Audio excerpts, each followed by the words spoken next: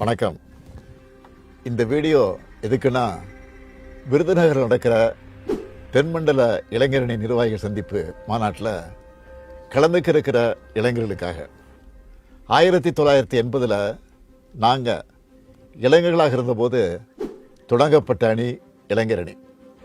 1949 இளைஞர்களால் தொடங்கப்பட்ட திராவிட முன்னேற்றக் கழகம் என்ற இந்த பேரியக்கத்தோட அடுத்த தலைமுறையாக மீண்டும் இளைஞர்கள்கிட்ட நம்ம திராவிட முன்னேற்றக் கழகத்தை கொண்டு சேர்க்க இந்த அணியை தொடங்கணும். அன்றைக்கு என் கூட களத்தில் நின்று கழகத்தை வளர்த்த இளைஞர்கள் தான் இன்னைக்கு உங்கள் முன்னாடி மாண்புமிகு அமைச்சர்களா, எம்எல்ஏக்களா, எம்பிக்களா, மாவட்ட கழக செயலாளர்களா பல்வேறு பொறுப்புகளில் இருக்கிறாங்க.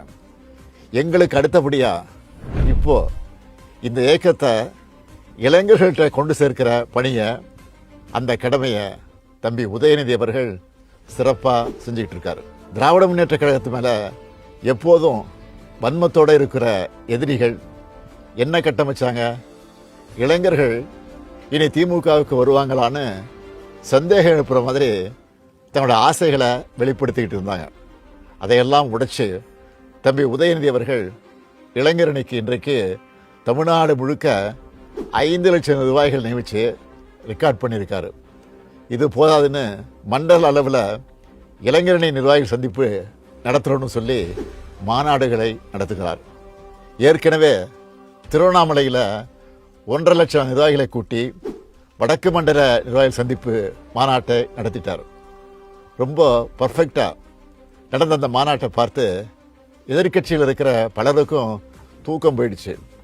5 லட்சம் நிர்வாகிகள் ஒரு கட்சியினுடைய துணை அமைப்பில் நியமித்து வேலை செய்கிறத பார்த்து மற்ற கட்சிகள் எல்லாம் ஃபாலோ பண்ணுற ப்ளூ பிரிண்ட்டை திமுக இளைஞரணி தான் கொடுக்க போகுதுன்னு நினைக்கிறேன். இளைஞரணியின் ஒன்றிய நகர பேரூர் அமைப்பாளர்களாக இருக்கக்கூடிய 12,000க்கு அதிகமான நிர்வாகிகளோட சேர்த்து கிளை, வார்டு, பாகம் அளவிலையும் 5 லட்சம் நிர்வாகிகளை நியமிக்கணும்னு இளைஞரணி செயலாளர் உதயநிதி அவர்கள் மிஷன் மோடில் வேலை செஞ்சுருக்காரு.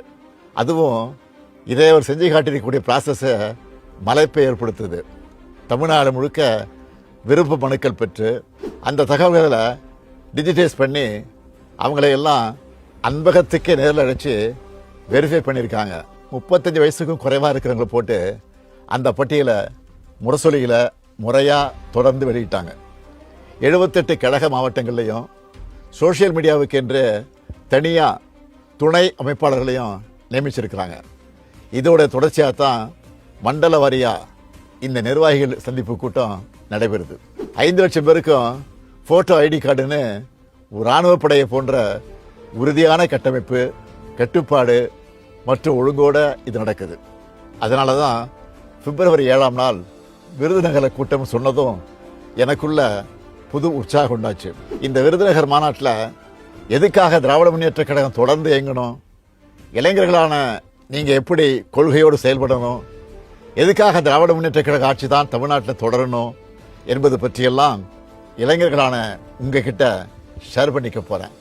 பிப்ரவரி 7 விருதுநகரில் சந்திப்போம், வெல்வோம் ஒன்றாக.